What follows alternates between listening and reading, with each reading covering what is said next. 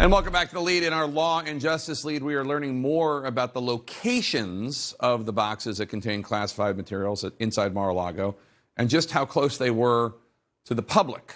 Let's bring in former federal prosecutor Elie Honig. Elie, the indictment provides a fascinating and rather disturbing timeline of the movement of the documents throughout Mar-a-Lago. Yeah, Jake, these documents went on quite a journey, which actually begins in Washington, D.C. One important, I think, mystery that the indictment addresses is when these boxes were getting packed up in the final days at the White House. The indictment alleges Donald Trump knew about that and oversaw it. There was some question before by some of his supporters. Why would he be involved in the packing? The indictment alleges he was absolutely involved in that. Now, documents get shipped down to Florida, to Mar-a-Lago. And the first place they are stored is in this room, in the white and gold ballroom. And yes, that is a stage. That is where they are. And the indictment is, again, a little bit ambiguous. It says there were regularly events, weddings, fundraisers held in that ballroom. Yeah, we see TikToks and stuff held in this, right? Donald Trump shows up, gives a speech. Exactly. So this is, and what the indictment says is this room was in use at the time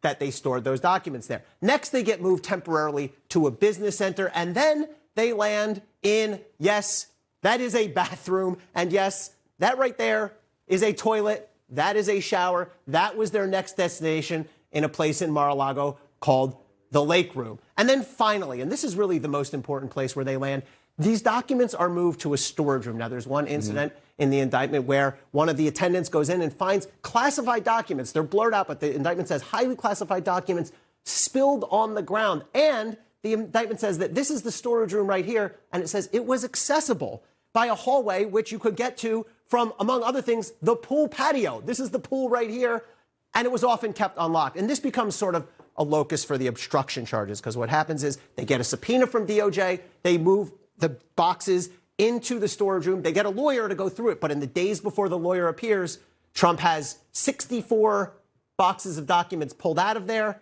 and only 30 returned, meaning when the lawyer did that review and ended up certifying this is all we had, 34 boxes of documents were missing. Yeah, and just a reminder, this is a hotel and resort. It is. This is not a presidential enclave. It's a hotel and resort. Elie, stick around. I want to bring